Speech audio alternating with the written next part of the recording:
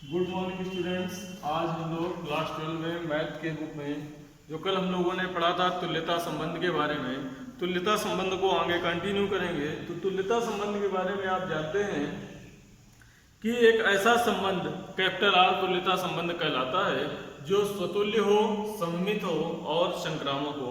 तो स्वतुल्य, सममित और संक्रामक संबंध को क्या कहते हैं? तुल्यता संबंध कहते हैं। इसकी एक्सरसाइज जो हम लोग कर रहे थे, उस एक्सरसाइज के कुछ प्रश्न हम लोगों ने कंप्लीट कर लिए थे एक्सरसाइज 1.1 के, और ये क्वेश्चन नंबर 9 तक करा दिए गए थे। इसके बाद क्वेश्चन नंबर 10 की चर्चा करते हैं। तो क्वेश्चन नंबर 10 जो है आपका प्रश्न संख्या 10, प्रश्न संख्या 10 में कहा गया है ऐसे संबंध का उदाहरण दीजिए जो सममित हो परंतु ना तो स्वतुल्य हो और ना संक्रामक हो। तो एक संबंध को ऐसा परिभाषित करना है जो सममित हो परंतु ना तो स्वतुल्य हो और ना संक्रामक हो। तो हम कोई एक सेट ले लेते हैं, कैपिटल ए बराबर 1 2 3, और इसमें एक संबंध परिभाषित करते हैं आर बराबर 1, 2, 2, 1, 2, 3, 3, 2। तो ये जो संबंध है ये सममित संबंध है। सममित संबंध है क्योंकि 1, 2 आया है तो 2, 1 भी आया है, 2, 3 आया है तो 3, 2 भी आया है। ये कैसा संबंध है? सममित संबंध है। लेकिन ना तो ये संक्रामक है और ना ही स्वतुल्य है। स्वतुल्य क्यों नहीं है? क्योंकि 1, 1, 2, 2, 3, 3 इसमें नहीं आया है। तो आर सममित है। आर कैसा है? सममित है, परंतु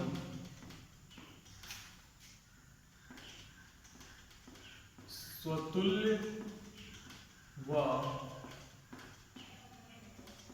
संक्रामक नहीं है। अब दूसरा एग्जाम्पल लिखना है संक्रामक हो परंतु ना तो स्वतुल्य हो ना ही सममित हो। तो ऐसा संबंध लिखना है जो संक्रामक हो लेकिन ना तो सममित हो ना स्वतुल्य हो। तो इसमें भी 3 अवयव ले लिए, मान लीजिए 5, 6, 7 ले लिया। आर बराबर परिभाषित कर दिया 5, 6, 6, 7 और 5, 7। तो ये कैसा हो गया? संक्रामक। संक्रामक में हमने आपको बताया था A, B belongs to R, B, C belongs to R. तो A, C बिलोंग करना चाहिए, यानी ये जो कॉमन वाला मेंबर है ये हट जाएगा। तो इसके हट जाने से ये संबंध कैसा हो जाएगा? संक्रामक। तो ये संक्रामक है। अब चूंकि 5, 6 आया है लेकिन 6, 5 नहीं आया है 6, 7 है, 7, 6 नहीं है, 5, 7 है, 7, 5 नहीं है। तो ये कैसा? सममित नहीं हो सकता है, स्वतुल्य नहीं है क्योंकि 5, 5, 6, 7, 7 नहीं आया है, इसलिए ये स्वतुल्य नहीं है। तो आर जो है आर संक्रामक है, आर संक्रामक है परंतु स्वतुल्य व सममित नहीं है। तो संक्रामक तो है लेकिन ना तो स्वतुल्य है और ना ही सममित है।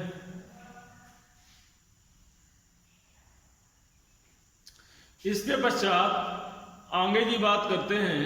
तो क्वेश्चन नंबर 10 के थर्ड पार्ट को देखते हैं। क्वेश्चन नंबर 10 का जो थर्ड पार्ट है, क्वेश्चन नंबर 10 का थर्ड पार्ट है, उस थर्ड पार्ट में कह रहा है स्वतुल्य तथा सममित हो किंतु संक्रामक ना हो। तो ऐसा संबंध लिखना है जो स्वतुल्य हो, सममित हो परंतु संक्रामक ना हो।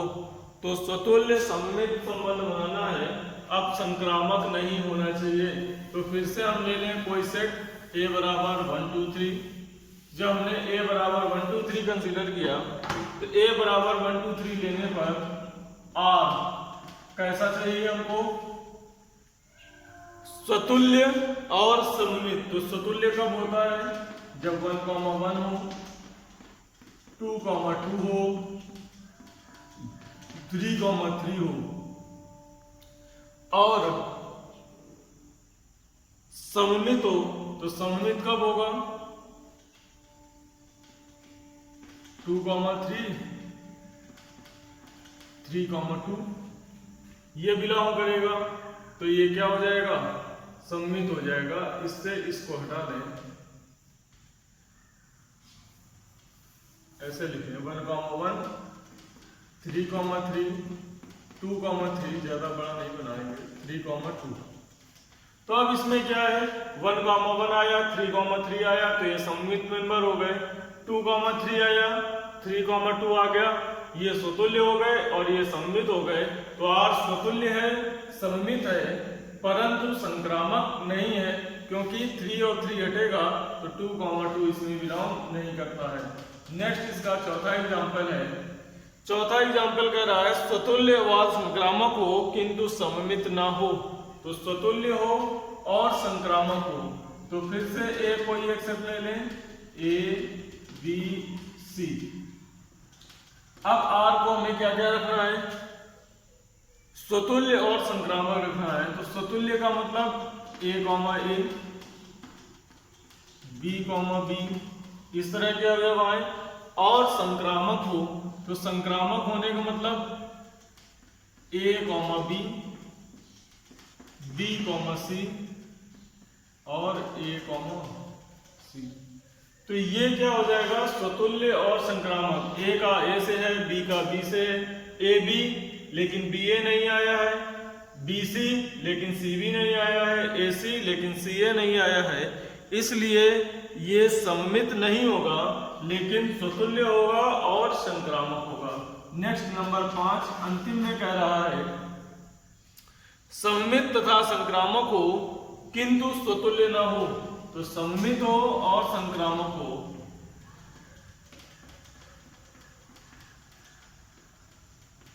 तो सममित हो और संक्रामक हो। सममित होने का मतलब क्या है, A, B, 3, 4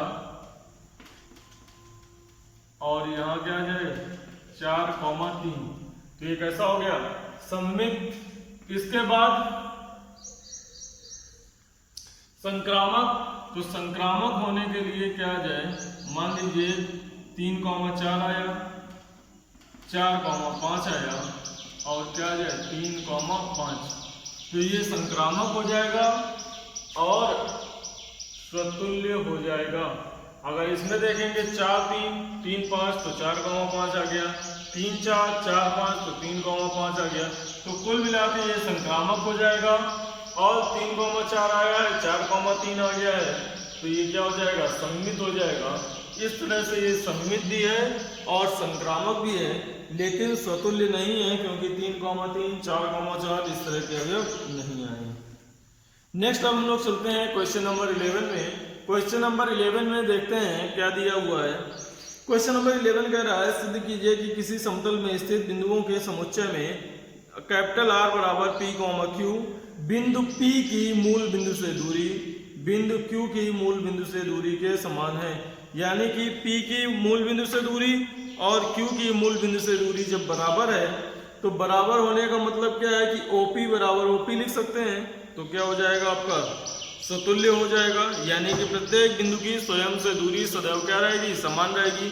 तो प्रत्येक बिंदु की जब स्वयं से दूरी सदैव समान रहेगी तो वो स्वतुल्य रहेगा। इसके बाद दूसरे नंबर में लिखेंगे सममित। तो सममित में क्या है, O से P की दूरी O से Q की दूरी बराबर है, तो O से Q की दूरी O से P की दूरी के बराबर होगा। तो इस तरह से इसको हम लोग करेंगे। और संक्रामक में क्या करेंगे, 3 बिंदु ले लेंगे P, Q, R। OP बराबर OQ है और OQ बराबर OR है, तो OP बराबर क्या आ जाएगा, OR आ जाएगा। इस तरह से स्वतुल्य, सममित और संक्रामक तीनों ही हो जाएंगे। फिर आगे कह रहा है पुनः सिद्ध कीजिए कि बिंदु P नॉट इक्वल टू 0,0 यानी कि बिंदु P मूल बिंदु नहीं है से संबंधित सभी बिंदुओं का समुच्चय P से होकर जाने वाले एक ऐसे वृत्त को निरूपित करता है जिसका केंद्र मूल बिंदु पर है। तो जिसका केंद्र मूल, चूंकि सारी दूरियां क्या है, मूल बिंदु से प्रत्येक बिंदु की दूरी समान है, तो समान दूरी को के बिंदुओं को मिलाने का जो बिंदु पद बनता है वो एक क्या होता है, वृत्त होता है। तो और उसका केंद्र, चूंकि सभी को मूल बिंदु से दूरियां नापी गई हैं, इसलिए उसका केंद्र क्या हो जाएगा, मूल बिंदु हो जाएगा। नेक्स्ट 12 नंबर में कह रहा है सिद्ध कीजिए समस्त त्रिभुजों के समुच्चय ए बराबर ए में कैपिटल आर बराबर T1, T2, T1, T2 समरूप हैं द्वारा परिभाषित आर एक तुल्यता संबंध है। भुजाओं 3, 4, 5 वाले समकोण त्रिभुज T1, 5, 12, 13 वाले समकोण त्रिभुज T2 और भुजाओं 6, 8, 10 वाले समकोण त्रिभुज T3 पर विचार कीजिए। T1, T2, T3 में से कौन से परस्पर संबंधित हैं? तो T1, T2, T3 में कौन परस्पर संबंधित है ये पता करना है।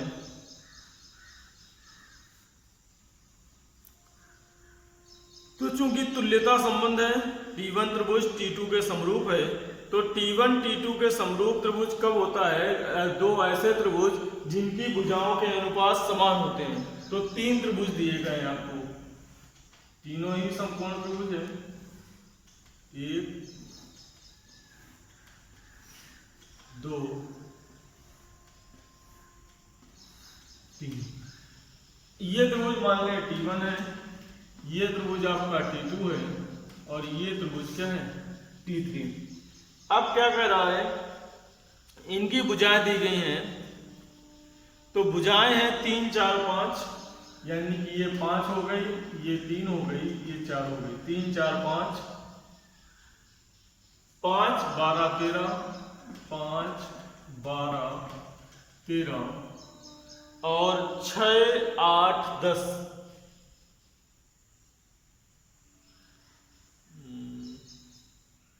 6, 8, 10, 6, 8, 10। तो समरूप त्रिभुज वे त्रिभुज होते हैं जिनकी भुजाओं का अनुपात समान हो। तो ये जो त्रिभुज T1 है, इसका क्या T2 से अनुपात समान है, 3/5, 4/12, 5/13, तीनों के मान अलग अलग है। ये जो त्रिभुज T1 है, ये किसके समरूप होगा, T3 के। तो त्रिभुज T1 जो है वो समरूप है त्रिभुज किसके, T3 के। क्यों, 3 दूनी 6, 4 दूनी 8, 5 दूनी 10, 2 गुने का रेशियो है। तो जो T1 त्रिभुज है वो T3 के क्या होगा, समरूप होगा। अब जो समरूप त्रिभुज हैं उनको तुल्यता संबंध भी सिद्ध करना है। पहले स्टार्टिंग में इसमें पहला जो क्वेश्चन है, सिद्ध कीजिए कि समरूप त्रिभुज का जो संबंध है वो तुल्यता संबंध है, उसको भी जरा देख लेते हैं। तो क्वेश्चन नंबर 12, संबंध क्या दिया गया है, R बराबर T1, T2 such that T1, T2 समरूप त्रिभुज है।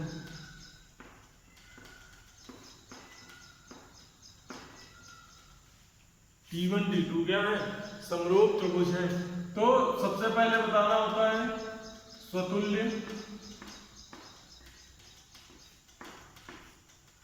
तो T1, T1 belongs to R, क्योंकि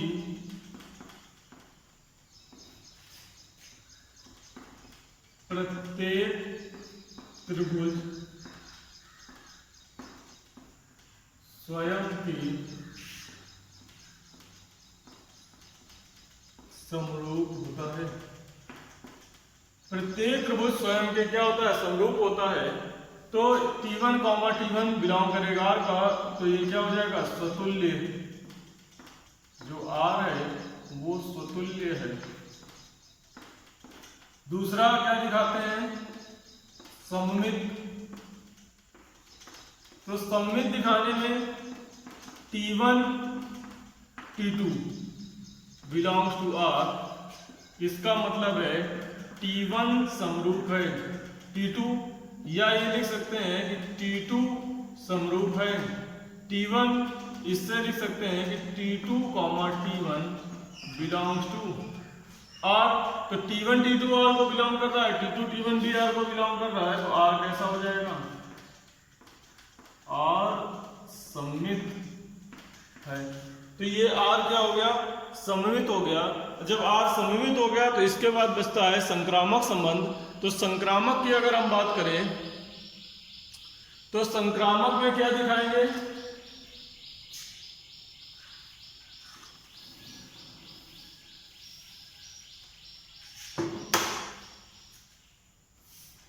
तो नेक्स्ट है तीसरा पार्ट इसका, संक्रामक। संक्रामक दिखाने के लिए क्या करेंगे? क्योंकि T1 T2 belongs to R, comma T2 T3 belongs to R, इसका मतलब क्या हुआ? T1 त्रिभुज समरूप है T2 के, व T2 समरूप है T3 के। तो T1 समरूप है T2 के, T3 समरूप है T2 के, तो इसका मतलब T1 जो है वो समरूप हो जाएगा किसके? T3 के। तो जब T1 समरूप हो गया T3 के, तो इसके बाद इसमें क्या जाएगा? इसका मतलब हम क्या लिख सकते हैं? T1, T3 belongs to R। तो T1 T2 R को बिलोंग कर रहे थे, T2 T3 R को बिलोंग कर रहे थे, T1, T3 भी कर रहे हैं, तो R कैसा हो गया? संक्रामक हो गया। और जब R संक्रामक है तो R संक्रामक है, इसका मतलब R कैसा हो गया? तुल्यता संबंध, क्योंकि ये स्वतुल्य भी है, सममित भी है और संक्रामक भी है। तो ये आज के प्रश्न हो गए। सेम काम आपको करना है क्वेश्चन नंबर 13 में। क्वेश्चन नंबर 13 में कह रहा है सिद्ध कीजिए समस्त बहुभुजों के समुच्चय कैपिटल A में R बराबर P1 P2, P1 तथा P2 की भुजाओं वाले समकोण त्रिभुज से संबंधित A के सभी अवयवों का समुच्चय है। तो जो काम आपने यहाँ किया है T1 T2 में, उसी तरह से उसमें करना है। वहाँ भुजाओं की संख्या समान है और आप उसको 12 नंबर की तरह 13 नंबर सवाल को भी कैलकुलेट कर लेंगे।